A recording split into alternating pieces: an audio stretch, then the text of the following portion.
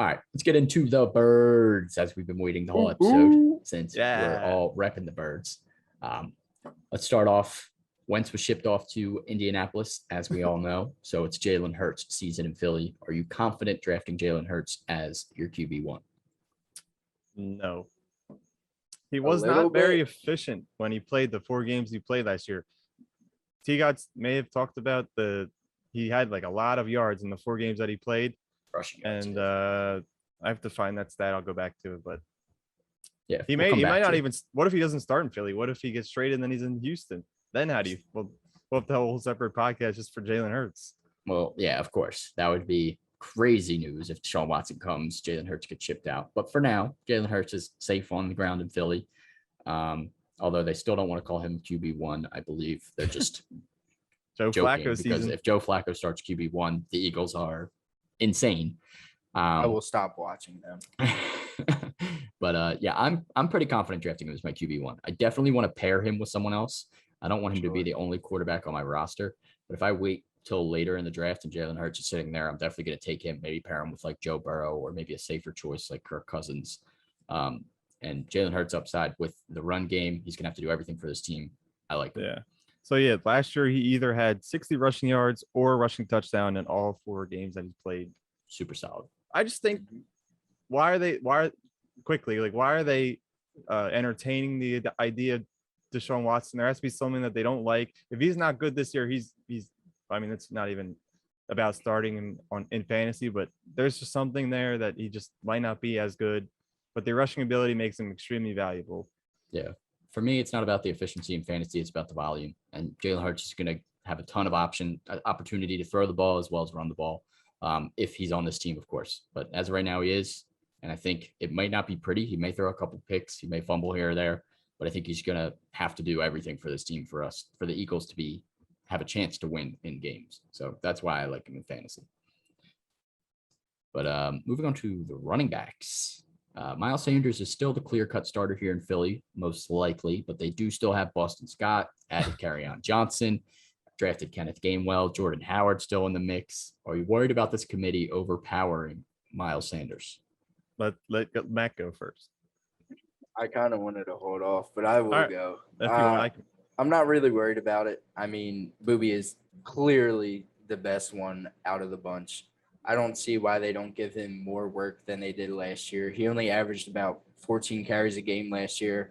We need to see that go up. We, like Sean was saying, we are going to be relying heavily on Jalen Hurts to keep us competitive in games.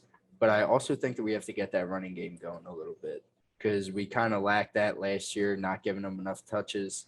And, I mean, when he does get the touches, we've seen him produce. And there was like a stat. He was like top 5 when he made the most. He made the most out of the carries that he did get, and that's why we'd be like, feed more Boobie.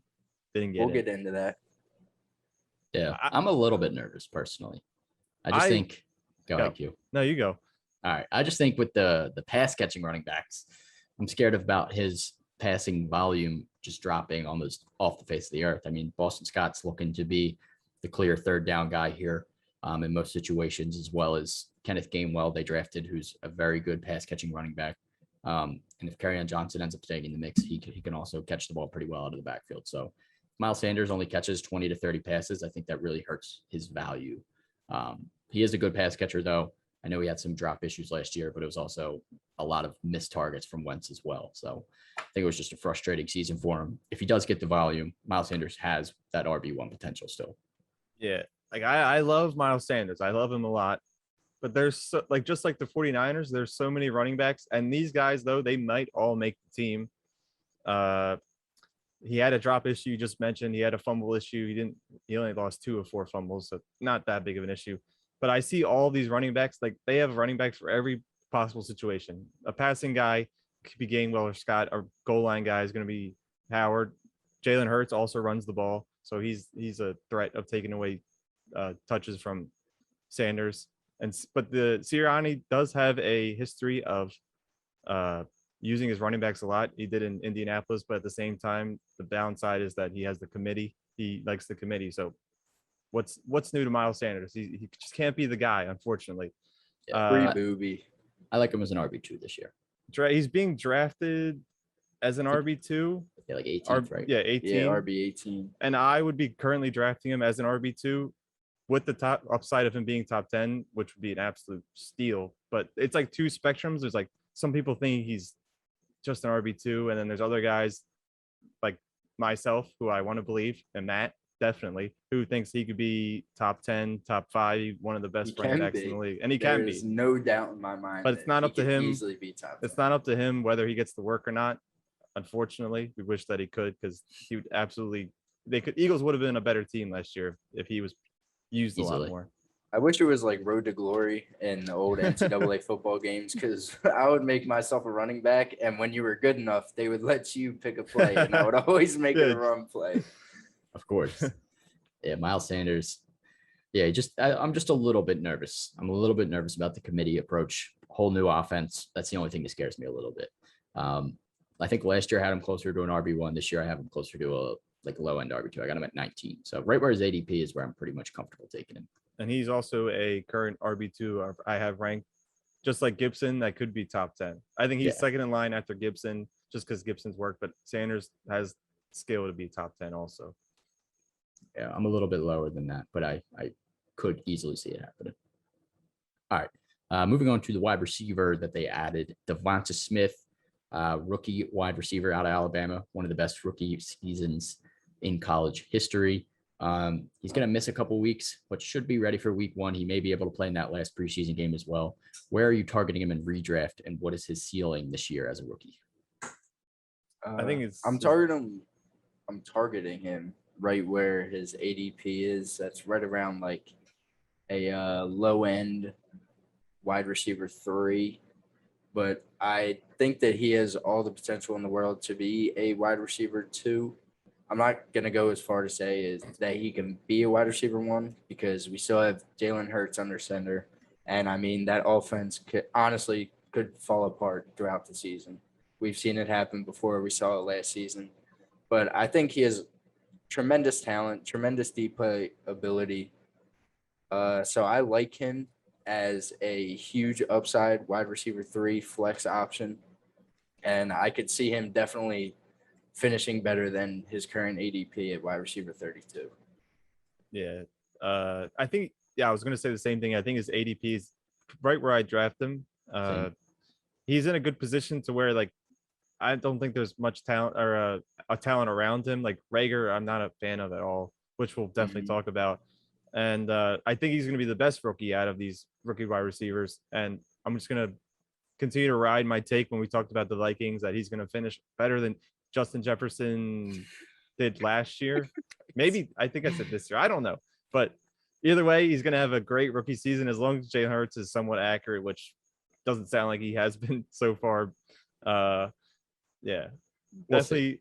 Yeah, if he could be if he's Justin Jefferson That's type wide receiver talent, 1 easily.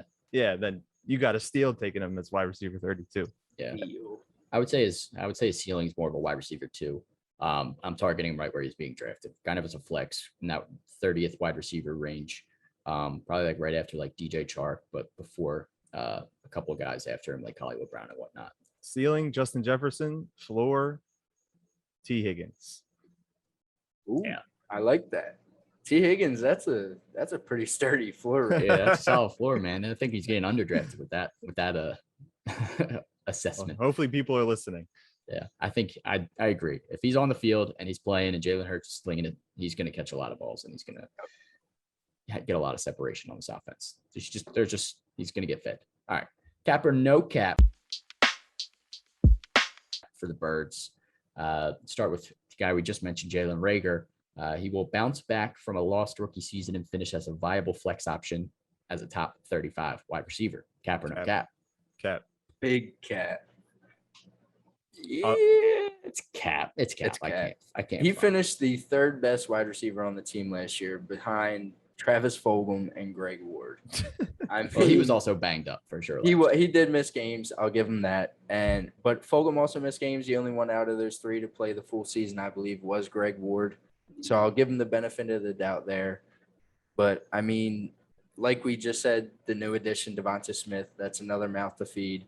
All the receiving running backs we have. Ertz is returning for another season.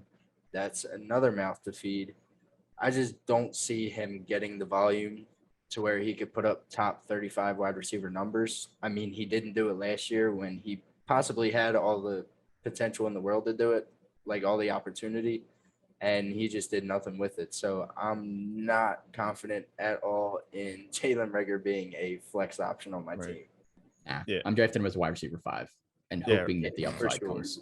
Right now, my Build it on my 30 bench all season. my wide receiver 35 is Chase Claypool. Above him is Debo, and behind him is DJ Chark. And I And don't think he's Rager in that is realm. nowhere near He's that. not in that. I think I just have so much hate for Rager because I knew that he was like the first guy to start the Wentz train to leave. Like he hated Wentz. I don't know what it was. Maybe because he's young, just like Hurts, like new regime. But that, and then he would just talk like it's Yeah. all narrative. I think he was doing that, and then he would come on the field and not play well. So it's just like, go home, man. And the whole we should be having Justin Jefferson instead of him. Yeah, that Butthurt. definitely hurts. That stings. But I think he could have some value, but top 35 would actually surprise me a lot. Yeah. That's Like, steep. Yeah, I'd be very surprised if he gets that much work. Because there's also 2 good tight ends we're about to talk about, starting with Dallas Goedert. He will finish as a top 10 tight end with top 5 upside, cap or no cap. No cap. No kizzy. No kizzy. Finished top 11 the last 2 seasons, and last season he was out a couple games, maybe like 5. He played 80% of the snaps when he played and saw at least 7 targets a game. With one of the youngest wide receiver cores and definitely not the most talented. It was I a think- practice squad out there, bro. Yeah. I think he will be top 10, even with Ertz active. I think they'll both be top 10. I mentioned in the last podcast. So Goddard has top 5 potential for sure. Yeah, no So- doubt. No cap for me. Also love Dallas Goedert this year. Yeah, I am a little bit nervous though with Zach Ertz. Let's move on to him. Zach Ertz will also finish as a top 10 tight end with top 5 upside, cap or no cap. Yeah. No cap. It's cap. The top 5 upside is a little Yeah, cap, but That's cap. I do think he I don't could see be him top 10. finishing top 10. I think he's more top 12, I would say, like confidently. I think it's going to be one or the Yeah. other every single week. I think both are going to be involved personally. I think it's going to be those 2 and Smith are going to be the main 3 targets for Hurts to look for. Rager, obviously, we just mentioned, isn't going to make that much noise. Maybe Quez Watkins or Fulgham makes a little bit of noise, but like, how much faith do you have in that? It's going to be the tight end. It's going to be Devonta Smith. So Hurts and Goddard are both going to eat in the red zone. When Jalen Hurts throws touchdowns, it's most likely going to be one of those 2. and there were reports coming out of Hurts targeting Goddard and Ertz the most. Mainly, I mean, that could possibly be because Smith is out. Mhm. But either way, like I think they're the best tight end duo in the league. I don't know anybody else off the top of my head. Maybe like the Buccaneers if OJ Howard comes back, they'd be number 2. Yeah. But Yeah. Who's gonna? You have the big guy in Dallas Goedert and the guy in Zach Ertz who barely ever drops the ball. Yeah. And Ertz is actually supposedly outpacing Goddard in I practice did right hear now. that too. That's So good. Ertz definitely still has some value. I think last year just made everyone kind of forget about him after he was just like a top 5 tight end pretty much every season before that. So Top 3. keep Ertz on your radar, especially in later rounds. If you pair him with one and another tight end, he could end up being your starting tight end. All right, let's get into bold takes, favorite targets for the Birds. Q, what do you got? We talked about all the running backs that the Eagles have, the running back factory, from quarterback to running back factory. I believe that all of their running backs will be fantasy relevant. Hopefully, Miles Sanders is the best of them all, but I think Boston Scott will have a huge role as he did last year when Miles Sanders was out with an injury. I mean, maybe I'm reaching a little bit because I don't know if you're ever going to start Jordan Howard, but he will definitely I get don't into think the end Jordan zone a Howard makes couple the roster. practice personally. squad Who at least. loves Jordan Howard? There's 5. Most NFL teams roster 4 running backs, right? So like, I think the odd man out's either Kerryon Johnson or Jordan Howard. If Oh my Howard makes God, the roster, Kerryon then- Johnson. Yeah. If he could return to that all-star Kerryon Johnson form, him and Booby will be a 1-2 punch. So that's another factor. And then Kenny Gainwell, apparently he's Good a really pass good, catcher, too. good. Yeah. So I think they'll all be They're somewhat. stacked. Yeah, I don't know how many of them you're actually going to play. Maybe Gainwell, Miles Sanders, and Boston Scott. But Kerryon, he has potential to be something, some also option maybe. Yeah. if one of them go down. Yeah, I think it's going to be a little bit of a committee. That's what scares me. But Matt, you can get into the next take here. I know you like Miles Sanders the most. I hate that committee idea because they need to free Miles Sanders. They need to give him the workload that he deserves. Like we said, he's going RB 18 right now, and I believe that if we start using him the way we should be, that could be an absolute steal. He has tremendous big playability. He was the first running back in 8 years last year to have 3 carries over 70 plus yards, which is outrageous considering the touches that he was getting. He was only getting around 14, 15 touches a game. He had 4 games with 80 plus rushing yards and 15 or less carries. And I forget exactly how many players have done that before him, but it wasn't very many at all. So, I mean, this guy's making do with what he can. He's literally taking the opportunity that he's getting and making the most of it. And I can't hate that at all. Averaged 5.3 yards per carry last year. Only 3 names better than that, averaging at least 160 attempts, was Derrick Henry, of course, Aaron Jones, and Nick Chubb. So, I mean, if they just let Booby run Booby run, I'm telling you, he's going to be a very special running back in this league for a long period of time. Obviously, he's on the same prison as Aaron Jones was because they let Aaron Jones free and he cooked. They just have to let him free as well. Ram. Yeah, for sure. I'll finish this off here with Jalen Hurts. I think he's going to be a top 8 fantasy quarterback. I mentioned this in our quarterback and tight ends episode. Might as well stick with my take here. I really like Jalen Hurts just because of what I've already mentioned at this point. Don't need to repeat it too much, but he's going to be the entire focal point of this offense. He's going to run the ball, probably get anywhere between 50 to 100 yards a game, running the ball on the ground. And then he's also going to be able to add a couple hundred passing yards with throwing it to 2 tight ends, Devonta Smith, Rager. Obviously, we already mentioned this whole team. So Jalen Hurts, he's got decent weapons around him, but it's going to be all on him this year. And I think for fantasy, he's going to get a lot of garbage time points when the Eagles are down in games.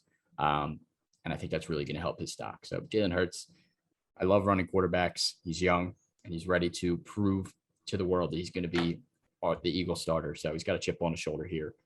Jalen Hurts, top 8 for fantasy. Yeah, I'm going to say this like from week 3 to week 8. I think he will be a top 8 quarterback for sure, just because they'll either be down a lot because the teams that they're playing, Buccaneers, Chiefs, Chargers, and then they play towards in the middle of the season, they'll play the Lions or some really bad teams. So those 2 will even out and he'll be down a lot or up a lot.